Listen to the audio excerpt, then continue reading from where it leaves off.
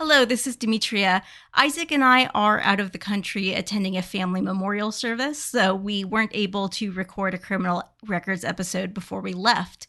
But I was able to dig way back through Isaac's History of Japan archives and find a really comprehensive two-part series he did about the history of the Yakuza, which I thought would be fun. We've covered the Yakuza and their rocket launcher buying activities before, but this kind of in-depth history of a group is something that we don't always have time for on criminal records.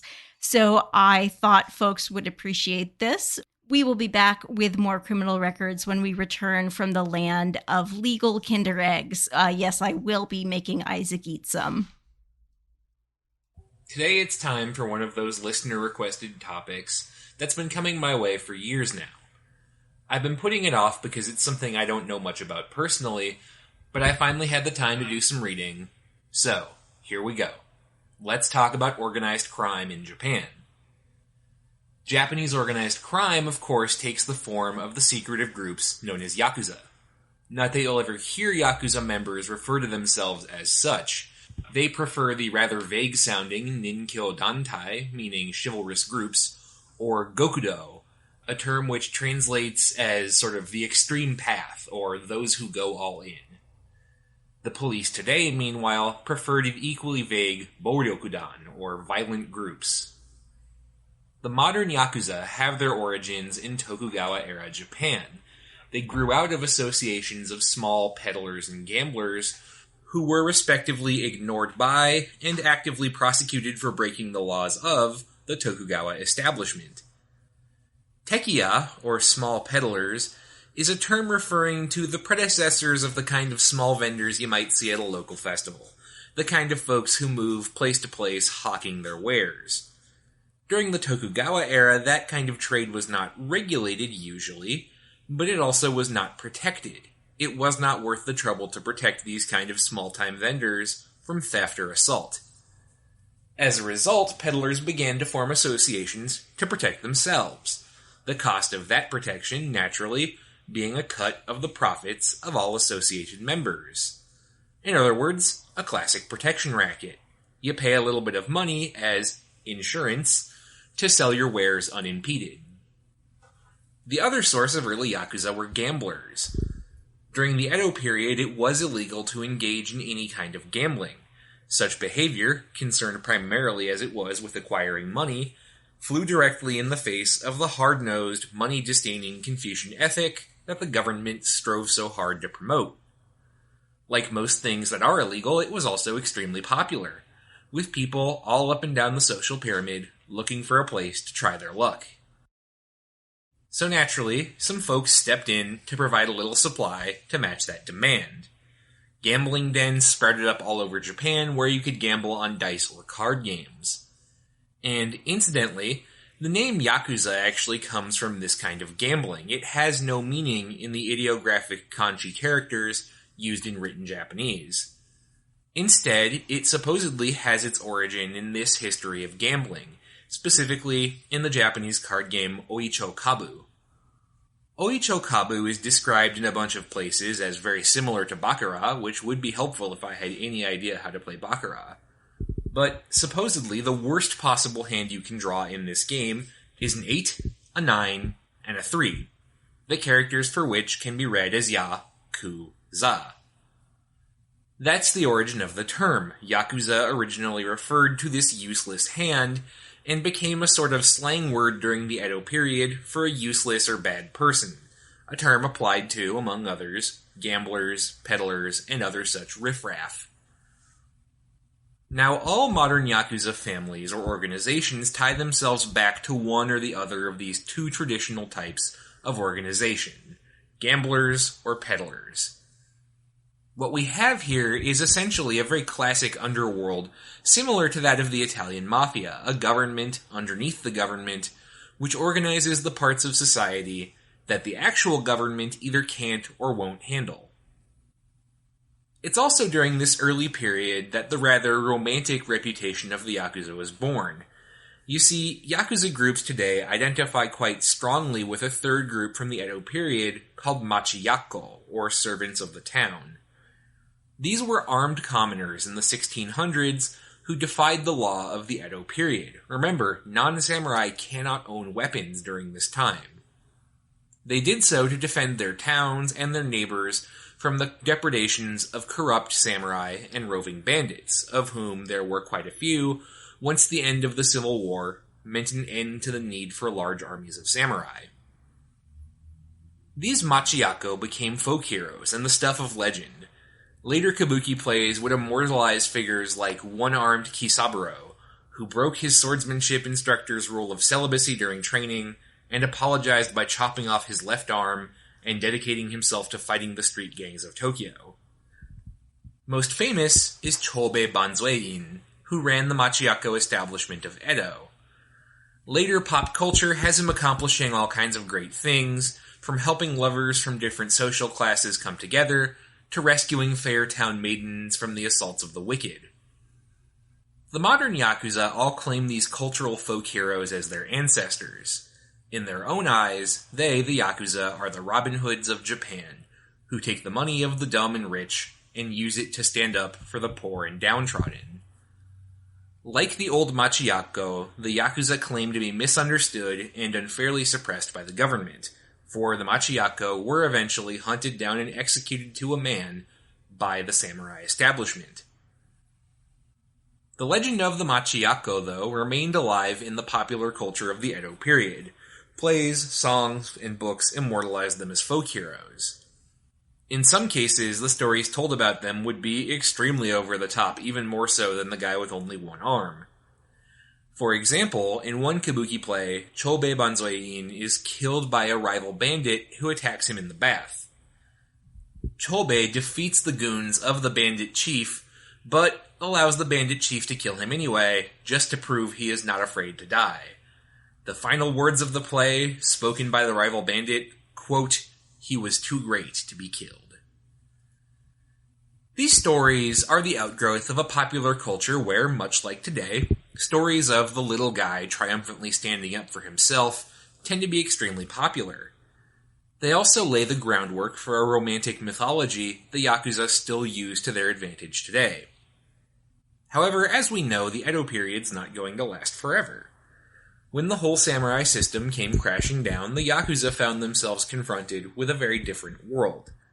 Japan was now a modernizing nation-state with a more centralized government and a national police force. It was also a place rife with opportunity for clever crime bosses. In addition to classic businesses like gambling, the new order opened up a new path for the Yakuza in what's called in Japanese Mizu Shobai, the water trade, a sort of catch-all term for entertainment, including nightclubs, bars, yes, prostitution, that kind of thing. Then, of course, there are the things that tend to be popular with organized crime around the world, like construction. None of these things is particularly unusual. You could see the Italian Mafia doing roughly the same thing at the same time. What makes the Yakuza story in Imperial Japan unique is the relationship between the Yakuza and politicians. To tell that story, we have to talk about one Yakuza in particular, Toyama Mitsuru. Toyama was born in Fukuoka, Kyushu in 1855 to an impoverished samurai family who did pretty badly out of the Meiji Restoration. They lost their stipends and what prestige they still had. As a young man, Toyama participated in Eto Shinpei's samurai rebellion in 1874, and after surrendering to the government, did some time in jail. After leaving jail, he did what you might expect a man whose primary talent was fighting, and who had just gotten out of the slammer to do. He joined the Yakuza. Toyama, brilliant and charismatic, rapidly advanced through the ranks, becoming one of the major Yakuza bosses in Kyushu. He also took advantage of the unsettled circumstances of his time. As Toyama was rising through the ranks, Japan was unsettled by a growing movement for popular rights. This was the Freedom and People's Rights movement, founded by Meiji leaders whose sympathy for the ideals of the French Revolution cost them their spots in government. Men like Itagaki Taisuke and Okuma Shigenobu. The government leadership did not like these people one bit. No, sir, with their fancy talk of giving people rights and letting them vote and all that other nonsense. But of course it looks bad for the police to go in and break up the rallies of this movement. But if a group of concerned citizens were to go in and break some heads, well, who could blame them? They were just being patriots. For his part, Toyama was a right-wing nationalist predisposed to support imperial autocracy over democracy. So the proposition of doing the 1880s equivalent of beating up hippies was pretty compelling for him. Toyama's Yakuza went after the freedom and people's rights movement with a vengeance, assaulting supporters and breaking up rallies wherever he could find them. Toyama even called in support from other Yakuza groups, forming a general sort of underworld alliance in support of the government. The zenith of that alliance was the year 1890, when Japan's first parliamentary elections were held. Yakuza led by Toyama were instrumental in voter suppression, ensuring that supporters of radical candidates were kept away from the polls, and that pro-government voters had a smooth path to the polling place. By the end of the 20th century, the Yakuza were deeply involved in national politics. Toyama's Yakuza alliance ended up deeply in bed with supporters of the parliamentary party created to support the policies of the government, the Seiyukai, or the Friends of the Government Party. Its rival party, the Minseito, or People's Government Party, had its own alliance of underworld contacts as well. Yakuza groups were incorporated into early Imperial Japan's political machine. Toyama's influence began to extend to the highest levels of government. In 1919, with the blessing of Japan's Home Minister, he established a national Yakuza federation called the Dai Nippon Kokusuikai, or Great Japan National Essence Society. Its charter had some vague words about honoring the emperor and practicing the spirit of chivalry. In practice, the Kokusuikai existed mainly as an organized opponent to the labor movement. It engaged in massive levels of strike-breaking. In 1920, when 20,000 workers walked out of the nationalized Yowata steel plant, which had conditions so bad they drove a young woman named Kato Shizue to embrace socialism only a few years earlier, Kokusuikai thugs were waiting for the strikers. Now, I don't want to give the impression that the only activities the Yakuza were engaged in was the promotion of ultranationalism. Yakuza groups also, of course, had their traditional activities: protection rackets, extortion, control of the entertainment business. They remained involved in construction and moved into the exciting new field of longshoremen, the workers who load and unload ships. Various Yakuza factions and families fought over who would control these lucrative rackets when they were not cooperating in their shared political goals. One mid-ranking Yakuza, a young man named Taoka Kazuo, was so successful at gaining control of Kobe's shipping industry in particular that he was adopted by the leader of his Yakuza group, Yamaguchi Noboru. Under Taoka's leadership, this group, the Yamaguchi Gumi, would grow into Japan's single largest Yakuza family. Yakuza groups around the country were also careful to burnish their image as men of the people, supporting their communities with their ill-gotten wealth, acting as informal arbiters of disputes, and generally taking the same line as organized criminals everywhere, from Whitey Bulger to Pablo Escobar. We are men of the people made good, and we're here to help with the things nobody else can. Speaking of which, it's probably time to mention how these Yakuza groups tended to be organized. At the top is the Oyabun, a term generally translated as boss, but more accurately rendered as parent. Beneath him are his Kobun, literally his children. The process of becoming a Yakuza involves a sort of ritual adoption, something that is not uncommon in Japan, where it's not at all unusual for a family which lacks a male heir, or whose sons have proven disappointing, to adopt another, more promising child. In the case of the Yakuza, an individual Yakuza group operates as a sort of family organization. Loyalty to your boss supersedes even your loyalty to your birth parents, and your fellow Yakuza take the role of your brothers. This produces an intense level of group solidarity that has proven very difficult to infiltrate or break up. Yakuza groups are very hard for undercover cops to infiltrate, and their members are very hard to flip as well. The whole fictive family thing really helps build the romantic image of the Yakuza as well. East Asian literature has a long history with the trope of sworn brothers who stand together against the evils of the world, dating back to the three sworn brothers who vow to fight the evils of the land in the Romance of the Three Kingdoms, and the valiant Robin Hood-esque bandits of the water margin. The Yakuza's own structure and self-image very consciously reference this trope, to reinforce the idea that Yakuza are the proverbial bandits with hearts of gold. Now, the Yakuza government alliance pedaled along through the 20s and 30s stronger than ever, but as the Second World War began, it started to fall apart. Militarists like Tojo Hideki found the idea of dealing with criminals deeply unappealing, and at any rate had no patience for people who would not take orders like good soldiers. Many a Yakuza boss found himself in jail by the end of the war, and the influence of the Yakuza plummeted dramatically. During this time, Toyama Mitsuru finally left the scene. He died of complications from cancer in 1944. However, once the Americans came in after the war, the scene shifted again. As they came in, the Americans basically threw open the jail cells of anybody who was not in for violent crimes, on the theory that any opponent of the old regime was a friend to the new one. As a result, quite a few Yakuza who had been rounded up by the wartime government got out. It took a year and a half for the occupation authorities to realize their mistake. In September 1947, Colonel Charles Cadiz, one of the senior occupation leaders, and the man who actually led the group of Americans charged with drafting Japan's current constitution, gave a speech in which he warned of the threat posed by, quote, a massive underground network extending from the smallest rural village to the highest echelons of the national government. This clannish and clandestine combination of bosses, hoodlums, and racketeers is the greatest threat to any American democratic aims in Japan, end quote. Occupation policy shifted towards trying to suppress the Yakuza, but it was deeply ineffective.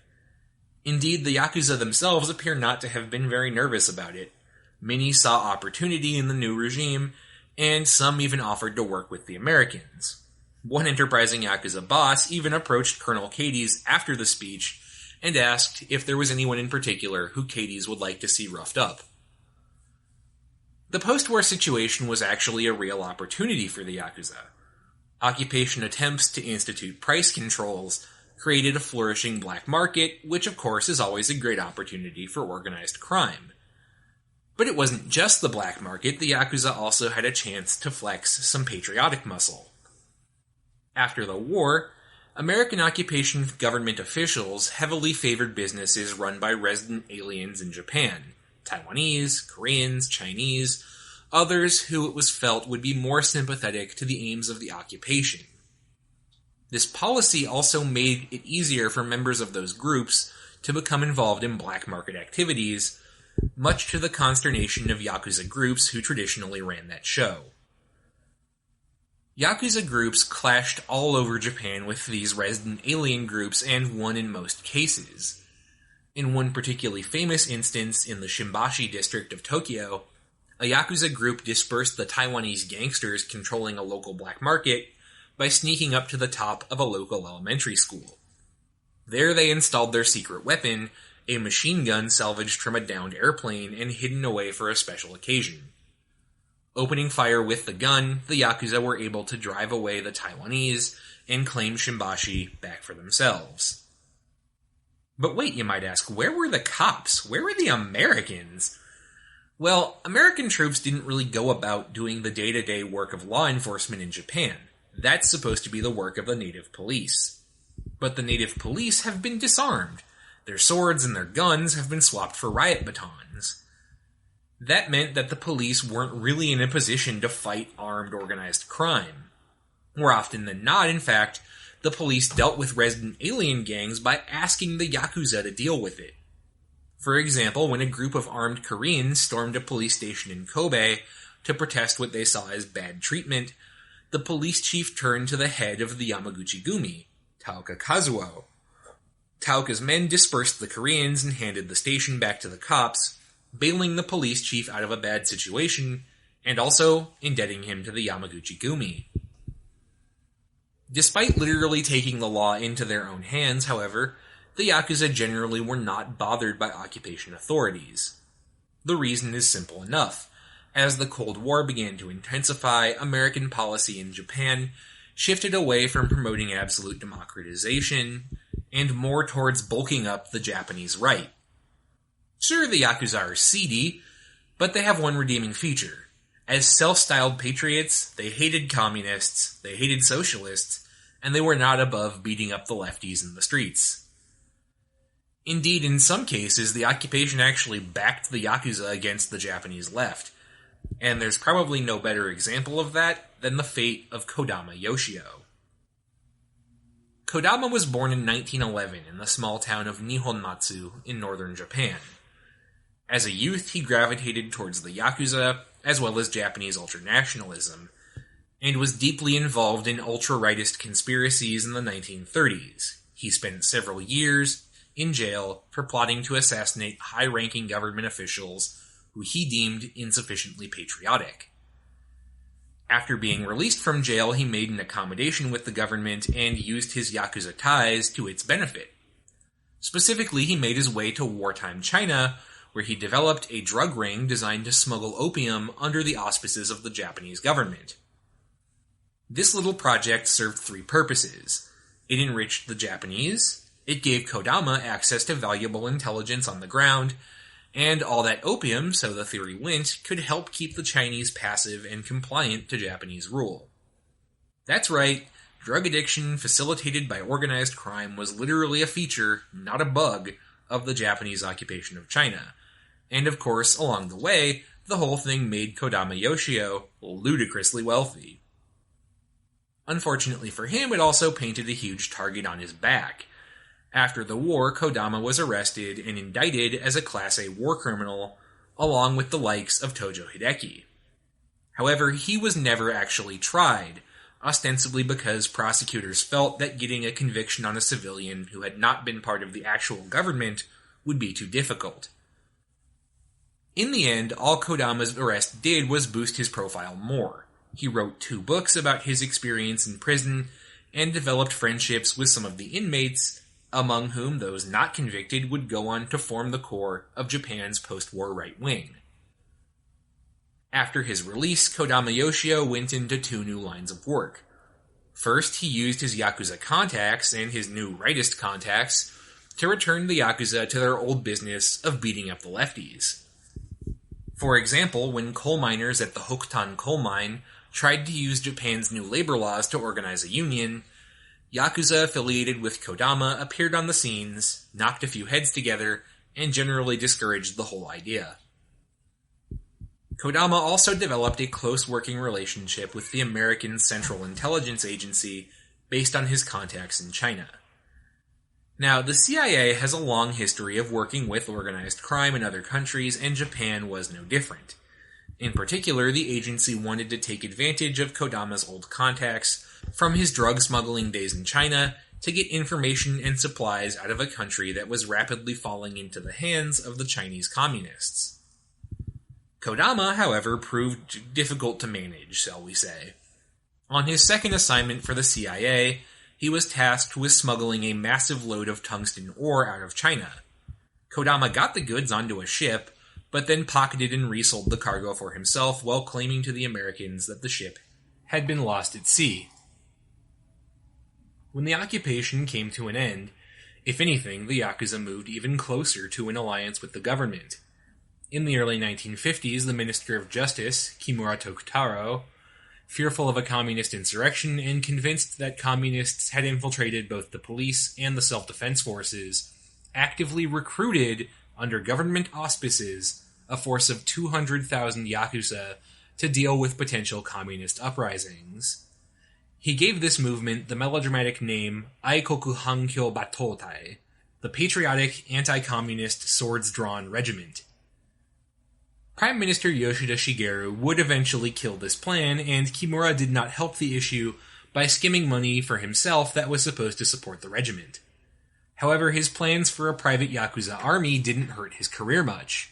He was eventually put in charge of the self-defense forces and given the charge of rooting out communists from their ranks, earning him the nickname Japan's Joseph McCarthy. Still, Yoshida was not willing, or perhaps not able, to contain a more general resurgence of the Yakuza. Though the black market dried up as an income source, as Japan returned to some semblance of normality, other revenue sources revealed themselves. Chief among these was the drug market. Now that people started to have luxury incomes again, drugs became easier to peddle.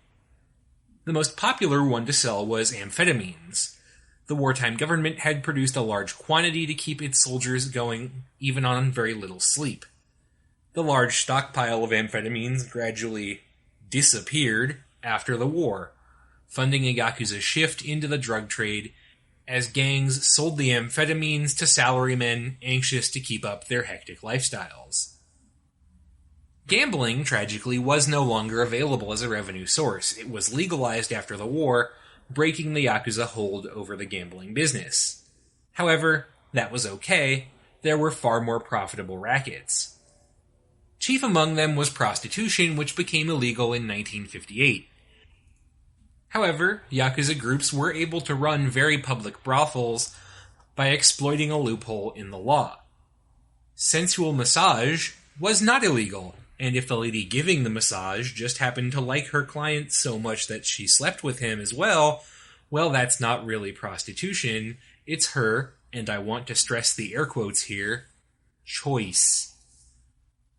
Most of the women involved in this trade are, of course, not doing it by choice.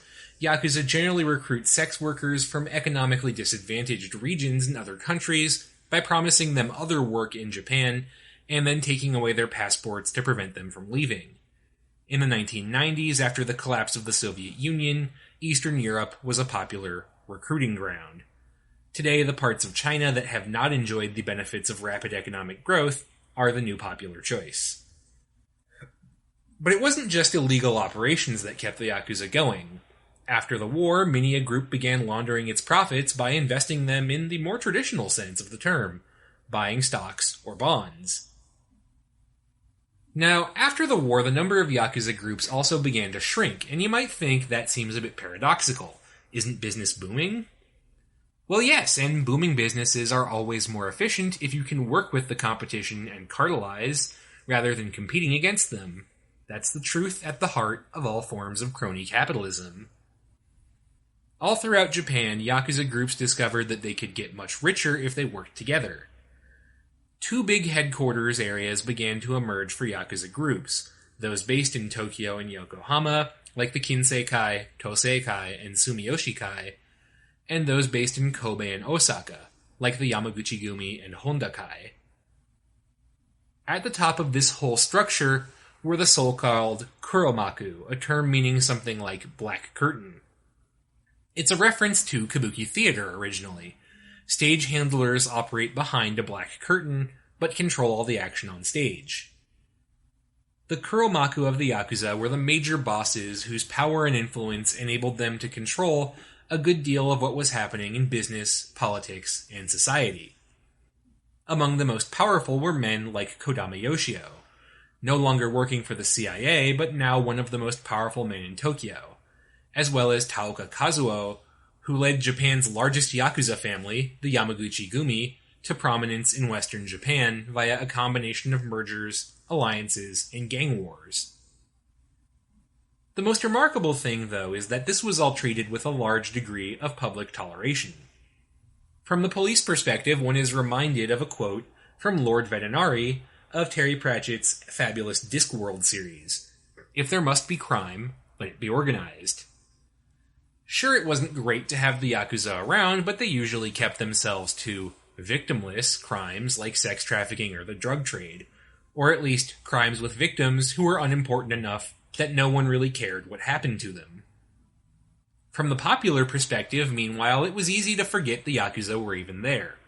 All those alliances meant that there weren't gang wars in the street, and on the rare occasions when those did break out, they were over quickly most of the time, and the Yakuza would even publish apologies in the newspapers for the inconvenience. Generally, the Yakuza were only visible in two ways. First, in their massive office buildings, and yes, the Yakuza literally have office buildings with their gang logos on them.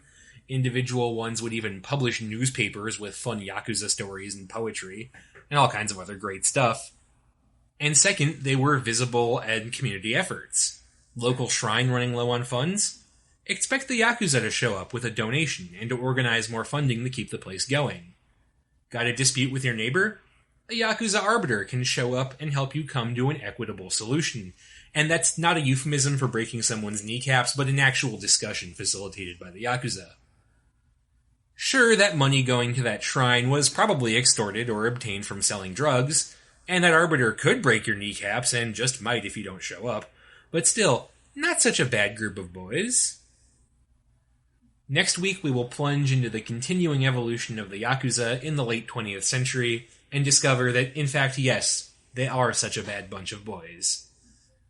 So, to recap, after the Second World War, a combination of the opportunities presented by post-war depression and then revival, the American move away from the left and towards the Japanese right, and the continuing rightist contacts of the Yakuza allowed Japan's criminal syndicates to bounce back from their suppression at the hands of the wartime military government. But that's not the end of the story.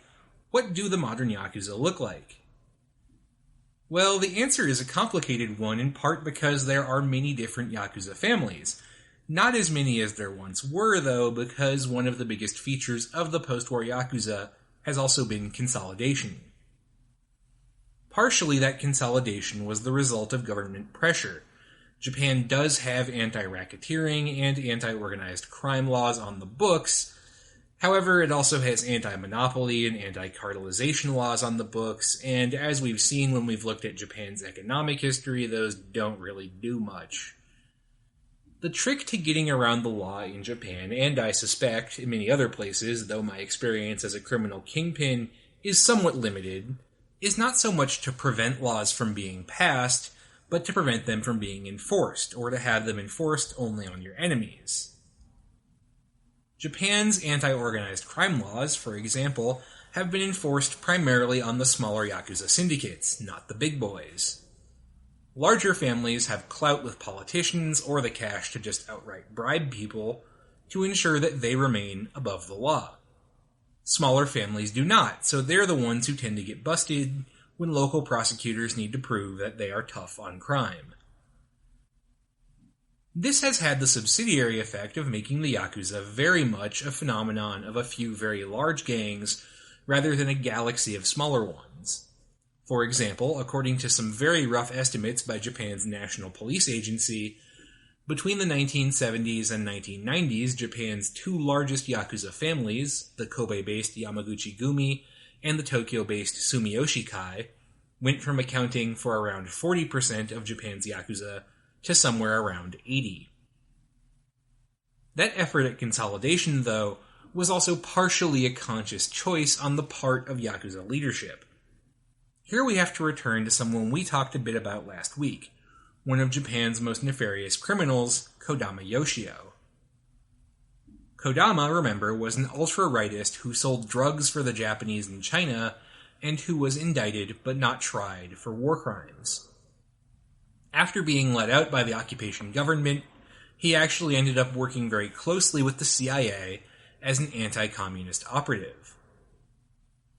Kodama, for good or ill, really was a man of conviction. He genuinely believed in the sacred mission of the Japanese right wing to protect the essence of the Japanese nation, and believed the Yakuza had a real role in that. So, for example, when Tokyo was rocked by protests in 1960, led by student activists and directed against the renewal of the US-Japan Security Treaty, another man who had spent the war in China and had been indicted but not tried for war crimes found himself in a tight spot: Prime Minister Kishi Nobusuke. So Kishi turned to his former prison mate, Kodama, who, among other things, organized a legion of 15,000 Yakuza to protect the planned motorcade for President Dwight Eisenhower when he was slated to come to the signing ceremony for the alliance, though Eisenhower ended up canceling the appearance because of the intensity of the protests. After 1960, Kodama used his influence in the Yakuza world to back a unified project known as the Zen Nippon Aikokusha Dantai Kaigi, or All Japan Council of Patriotic Organizations, usually abbreviated as Zen-Ai-Kai. This was not a solely Yakuza-run organization. Other rightist groups, as well as rightist intellectuals, did sign up. Nor was it solely Kodama's baby. He was one of many leaders. Still, Kodama's fellows were in many ways just as terrifying as he was. Sitting with him on the board of directors, for example, was Amano Tatsuo, who had been involved in a foiled ultra-rightist coup in 1933, as well as Tachibana Kozaburo, who had likewise planned to assassinate Japan's sitting prime minister in 1931, but had been caught. Acting as Kodama's right-hand man on the Zen-Ai-Kai was one Sagaya Tomeo, who had been implicated, but not prosecuted for, the 1930 assassination of Prime Minister Hamaguchi Osachi.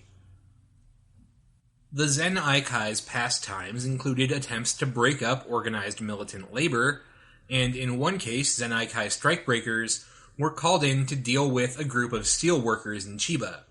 They ended up ending the strike and hospitalizing around 680 of the workers. The pre-war alliance between the hard right and the Yakuza was alive and well. But it was not just the hard right that was in bed with the Yakuza. The center right, which ran Japan for so many decades, also had some strong mob connections. Why that would be the case turns out to be relatively easy to answer. As a centrally run hierarchical organization, a Yakuza family is pretty good at organizing votes. That's especially true in the countryside, where for a long time social services were pretty limited. The Yakuza stepped in to fill the gap. Then, of course, there are the old pastimes which have tied together organized crime and politics. Bribery, extortion, that kind of thing. The upshot of it all is that for a long time, the center-right Liberal Democratic Party, which governed post-war Japan, was home to some politicians deeply in bed with the Yakuza. Perhaps one of the most illustrative anecdotes I could find took place in the late 1970s during the tenure of Prime Minister Ohira Masayoshi, an ally of former Prime Minister Tanaka Kakue, about whom we will be absolutely speaking more. Officers from the National Police Agency raided the home of a senior Yamaguchi Gumi leader looking for drugs. What they found instead was a massive photo portrait of the gang leader whose house they were raiding having drinks with Prime Minister Ohira. Needless to say, the police packed it in and went home. A few years before this happened, in 1971, a senior boss for the Yamaguchi Gumi was brought in by cops on suspicion of murder. However, he did not spend long in jail. The police were stunned when two men walked in to guarantee bail for the boss. One was the education minister, Nakamura Umekichi. The other was the former prime minister, Kishi Nobusuke. But that's hardly surprising. Kishi had been imprisoned by the Americans right alongside Kodama, and the two men knew each other. Kishi had very impressive underworld contacts, in point of fact. And before anyone asks, by the way, no, I do not know if those contacts passed on to Kishi's grandson, the sitting Prime Minister, Abe Shinzo. Another LDP politician, Kaifu Toshiki, had a commemorative stone made and a photograph taken to mark his 1984 meeting with a senior Yakuza leader. 5 years later, Kaifu would become Prime Minister. In 2000, Prime Minister Mori Yoshihiro was accused of being married to the mob because of his role in a 1996 wedding ceremony for the son of a Yakuza boss. Mori had attended along with 5 other politicians and had personally served as the nakodo, a go-between for the bride and the groom, a fairly major role in a Japanese wedding ceremony. Now, it's not just LDP politicians with connections to the Yakuza. In 1990, Ouchi Keigo, head of the Japan Democratic Socialist Party, was caught on camera visiting the home of a Yakuza boss from the Inagawa-kai, the third biggest crime family in Japan. He went during an election season, and even though the building was clearly marked as a Yakuza office, the family insignia were in fact marked on the doors, Ouchi maintained that he thought he was visiting the president of a small company. Ouchi, by the way, refused to resign and continued to have a political career up until his death in 2016. Of course, the most egregious example of political corruption was the Lockheed scandal of the 1970s. We've talked about this a bit before, but to refresh your memory, in 1975, Senator Frank Church of the United States opened up an inquiry into American intelligence work abroad that quickly turned into a discussion of the seedier aspects of U.S. foreign relations. Among the revelations, that Lockheed Corporation, a major U.S. defense contractor, had, with the knowledge and assistance of the CIA, been bribing leaders in, among other places, Japan, to promote sales of its civilian and military aircraft.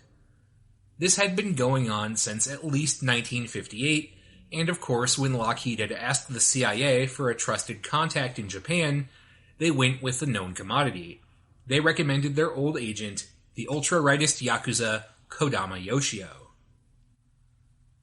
Kodama used his political contacts to facilitate Lockheed's sales, very often by charging substantial commissions to Lockheed on a per-craft sold basis, and then using those commissions to bribe key politicians.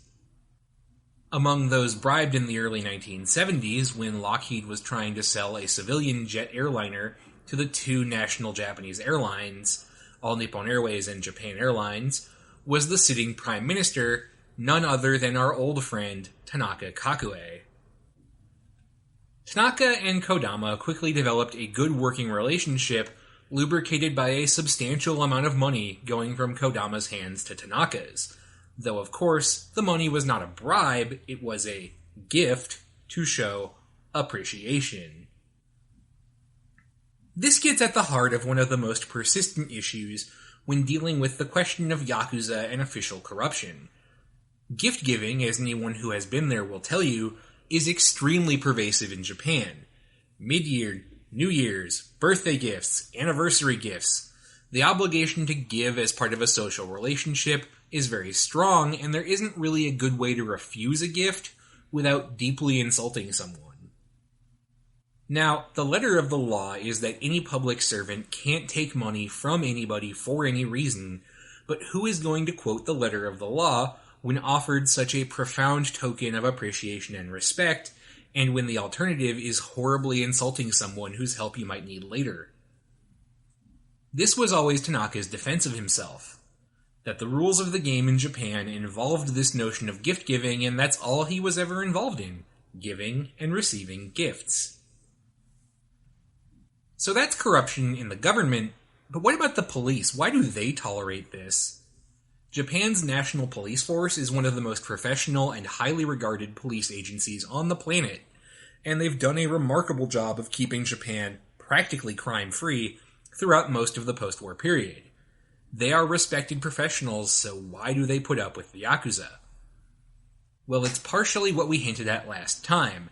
To quote the late great Sir Terry Pratchett, if there's going to be crime, at least let it be organized. The common perception is that Yakuza crime is generally victimless and always low visibility. Racketeering, drug sales, prostitution, all things that are less headline-grabbing than, say, muggings or murder or assault. If we accept that, short of some kind of Minority Report-style psychic police work, we're never going to get rid of crime, isn't it better to have crimes that are low visibility and criminals who do not get out of hand? When journalist David Kaplan was doing interviews in Japan for his book on the Yakuza, the remarks he got from one Tokyo businessman summed up the whole issue rather well. Quote, "If you destroyed the Yakuza, where would all the criminals go?" However, the problem is a bit more insidious than an acceptance that crime can't be eliminated, so it should just be contained. For a long time, the relationship between the post-war police and the Yakuza was very close.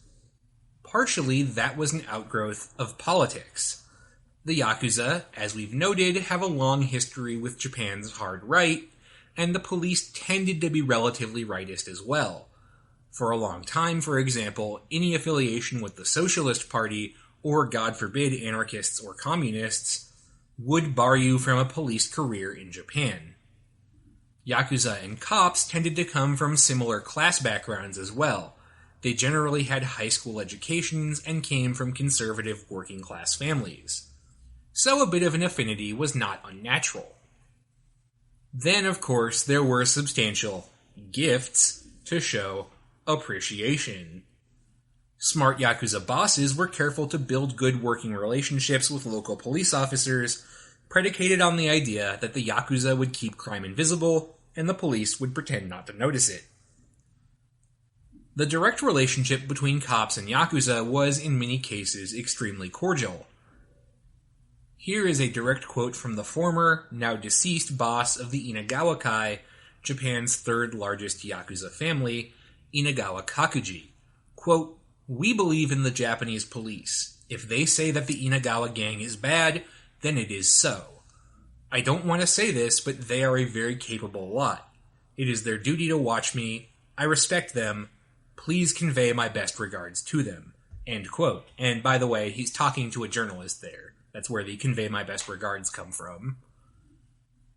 Meanwhile, in the words of a senior narcotics officer after a couple of drinks, who wisely chose to remain anonymous, quote, "To understand the heart of the Japanese people, you must understand the Yakuza and their notion of chivalry.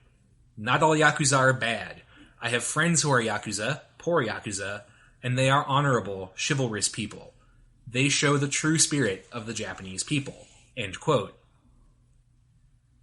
If this all seems a bit strange to you, and it might, keep in mind that while this is all going on, police officers are also watching Yakuza leaders get bailed out of jail by senior politicians, or having their photos taken with the Prime Minister, what have you. It's hard to blame the cops for cutting deal with the Yakuza when the people who are supposed to be running Japan are as well. The whole upshot of the arrangement is that for a long time, there have been cops in Japan willing to cut deals with the Yakuza. Maybe word of a planned raid gets leaked out ahead of time, and in exchange, if the Yakuza feel compelled to rough someone up or even kill them, one of their number will immediately turn himself in so that the police are not forced to go through the trouble of a high-visibility manhunt. The Yakuza are allowed their low-visibility crimes, the police are allowed to keep up a truly excellent-looking set of crime statistics, and everybody, except the victims, is happy. To my mind, the strangest aspect of the whole thing is actually the careful consideration shown by the Yakuza for the image of the police. The last thing Yakuza groups with ties to the cops want is for cops to look bad. That might trigger awkward inquiries and the replacement of, shall we say, pliant personnel with more stringent men and women. So the Yakuza do their best to make sure the cops always come out looking good. For example, let's say that word of a raid on the headquarters of a certain gang got leaked to the Yakuza. Well, the gang involved would be sure to leave behind a bit of contraband for the police to seize and parade around after the raid as proof of the effectiveness of the police force. In one particularly amusing case, a policeman who tipped off a Yakuza group to an incoming raid then provided them with handguns from the evidence locker. The Yakuza could then plant the handguns in the raid location so the cops could re-seize those guns as proof of the effectiveness of the Japanese police in getting weapons off the street. Would have worked great too, except that before turning the pistols over, said cop forgot to wipe their serial numbers from the evidence log. Then, of course, there's the public at large. Why do they put up with Japan's organized crime rings? Well, partially it's an issue of how socially embedded these groups are. In some cases, the Yakuza can serve very necessary legal functions. For example, the Japanese legal system is very bare bones due to a legal cap on the number of licensed attorneys allowed in the country. So in the 1990s, for example, there was one lawyer in Japan for every 8,500 people, compared to one for every 400 in the United States. And while that's a great setup for a joke about the difference between lawyers and people, I think the more important takeaway is, how are people resolving their issues without recourse to the courts? The answer is a highly specialized type of Yakuza service, mediators. Say you live in an apartment with a noisy karaoke club beneath you, and the club violates noise ordinances which prevent you from getting enough sleep. In the US, you'd file a noise complaint with the cops. In Japan, you phone up your local Yakuza, who then politely invite the club owner to sit down in a meeting where you can all talk things out and come to a mutually agreeable conclusion. We think of Japan as this very smooth-functioning society with little in the way of social tension or friction. Partially that is a result of social norms and practices which smooth out the rough spots, but it's also a result of behind-the-scenes operators like the Yakuza who can operate informally to keep things harmonious on the surface. After all, if you lived next door to our example apartment dweller from a moment ago, it would just seem to you like things just worked themselves out, right? Probably no better example of skillful Yakuza social propaganda exists than the 1995 Hanshin earthquake, which hit the city of Kobe in particular quite hard. The Yamaguchi Gumi, Japan's largest Yakuza syndicate, is based in Kobe and managed to hugely embarrass the government of sitting Prime Minister Murayama Tomiichi by beating government rescue forces to the scene. The Yamaguchi Gumi even rolled out a few helicopters to drop off relief supplies and airlift the injured to hospitals. Yakuza groups did the same thing after the 2011 earthquake. So really, how bad can these people be? Well, pretty bad. After all those relief supplies and the helicopters were paid for by extorted money. But hey, in terms of PR, it looks great. In addition to their established social role, the Yakuza have something else up their sleeve that helps protect their image, their very own movie genre. The Yakuza movie is a true feature of post-war Japan. Toei Studios, Japan's largest film company, has quite literally released hundreds of the damn things. If you're wondering why you've never seen one released abroad in the US, for example, after all, samurai movies are popular, if niche, abroad, so why not Yakuza ones? It is because they are the most painfully formulaic things imaginable. Basically, there are only two plot structures. The movie will open with our honorable Yakuza main character, recently released from prison, where he valiantly volunteered to go for the sake of the gang, usually to spare them a police investigation. However, he will return to a world changed. Either the new Oyabun, boss, is corrupt and has strayed from the chivalrous path of the Yakuza, or the old Oyabun was tragically murdered by his enemies. Either way, our hero will go on a one-man sword-based rampage, and it usually is swords, to tie in that nice traditional element, and because guns are for criminals, swords are for honorable heroes. Ultimately, there will be a climactic scene where our hero will face off against the leader of the evil Yakuza, usually in a burning building or something like that for dramatic effect, and defeat him before dying himself from his wounds or fire or whatever to add a nice element of pathos for the noble and the fallen. These highly formulaic plots, so note for example that civilians are never shown dying in these movies as a result of fighting, only Yakuza, did not detract from their popularity. Nor did the fact that, as Yomiuri Shimbun reporter Jake Adelstein points out, many of the film companies that made those movies had Yakuza ties, or even Yakuza advisors on set giving advice on how to realistically depict the Yakuza. The movie genre did start to lose steam in the 1990s as the repetitive plots became tiresome and they were forced to compete with high-budget special effects films from Hollywood. Still, the Yakuza movie genre was instrumental in propagating a certain stereotype of organized crime in Japan. These contacts with politicians, with the police, and with ordinary citizens go a long way to explaining why the modern Yakuza have been able to endure the way they have in a supposedly modernized democratic state. They are an institution. And sometimes that term institution is quite literal. Again, Yakuza groups have massive headquarters buildings that are not secret. Gang emblems are all over them. The massive Kobe-based Yamaguchi Gumi headquarters publishes a newsletter including biographies of prominent leaders, discussions of gang initiatives, and even poetry by senior members. I believe other gangs do as well. The Yamaguchi Gumi newsletter is just the best known. Now, this level of acceptance has begun to change in recent decades. Partially, that's a result of an uptick in gang-related violence. For example, after the death of the prolific godfather of the Yamaguchi Gumi, Taoka Kazuo, in 1981, his syndicate briefly broke apart into warring factions. Despite the best efforts of his widow, Tanaka Fumiko, who temporarily ran her husband's syndicate after his death, and who organized a massive funeral attended by, among others, Takakura Ken, one of Japan's best-known actors, two syndicate bosses ended up warring for control of the Yamaguchi Gumi. By the way, if you haven't heard of Takakura Ken, he's like the 1980s equivalent of Brad Pitt or something in Japan. Taoka Kazuo both helped further Takakura's career and coached him for one of his best-known roles. Takakura played Taoka Kazuo in a trilogy of films about the boss's life. So, imagine, say, George Clooney or Brad Pitt doing that and developing a public friendship with a mob boss as a result.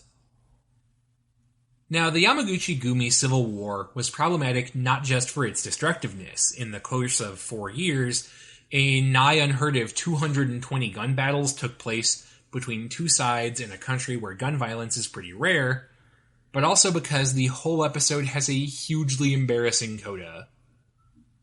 One of the factions involved in the war sent a delegation to Hawaii in 1985 to buy weapons from a local gang. Those weapons included 5 military-grade rifles, 100 handguns, and, not kidding about this, 3 rocket launchers. To pay for their new toys, the Yakuza offered 52 pounds of amphetamines and 12 pounds of heroin, together valued at 56 million United States dollars. Unfortunately for them, the local gangsters in Hawaii turned out to be FBI agents from the Organized Crime Division. All of the Yakuza were arrested, but were eventually found innocent at trial. In a totally bizarre twist, the defense successfully argued that the Japanese word hai, which traditionally is translated as yes, can also be translated as, and this is true, I understand what you are saying. Thus, when the Yakuza said hai to the deal, they were not actually agreeing to it, just saying that they understood the hypothetical terms of this massive guns for drugs trade. Of course, why you would be hypothetically inquiring about a massive arms for drugs deal was beyond the scope of the investigation. After all, everybody needs a hobby. Even with the not guilty verdict, the trial was a huge embarrassment for the Japanese, as their organized crime problem was now on very public display in the US. Only a few years after that, another unpopular Yakuza practice started to come into the limelight, the so-called Solkaya Yakuza.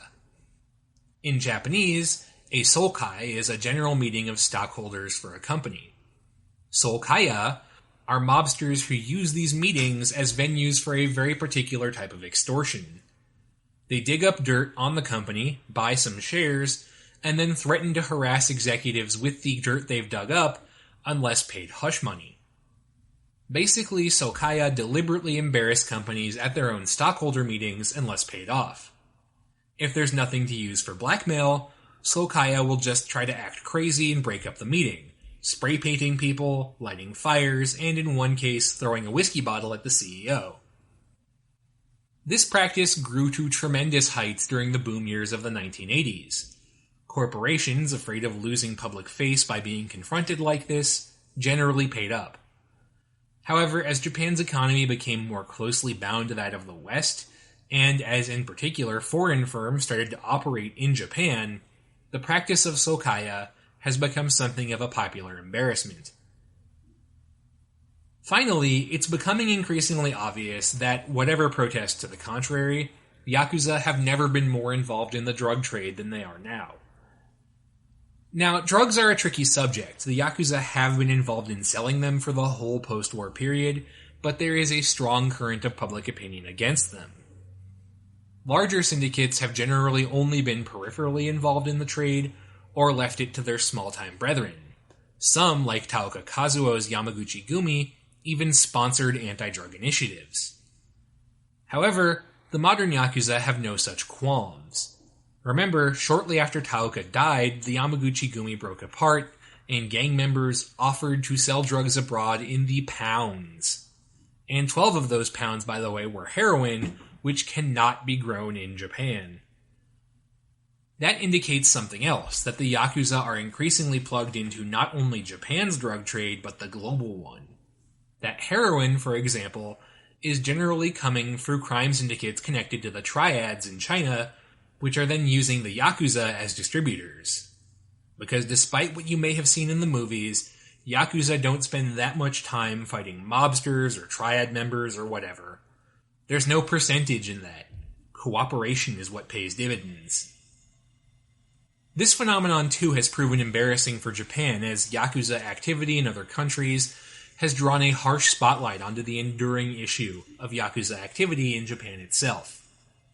All of this means that in recent years the Japanese public has become a lot less tolerant of the Yakuza.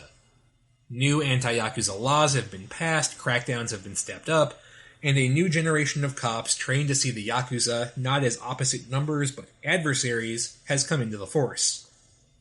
Meanwhile, cooperation with international enforcement, particularly Interpol and the FBI, has been stepped up. How effective this will all be is, of course, an open question. When I lived in Hakodate back in 2009, I recall attending a local festival, the Ika Odori, or Squid Festival. Doing a goofy little squid dance right next to the local ballroom dancing club and the youth kendo team was an impressive group of middle-aged men with very nice Irizumi tattoos. They stood, or danced, not separate from the community, but very much a part of it. Will Japan ever be rid of the Yakuza? That's going to involve some pretty unpleasant scrutiny of some of the darker aspects of modern Japanese society. It's possible, yes. Whether it will happen, well, we'll see.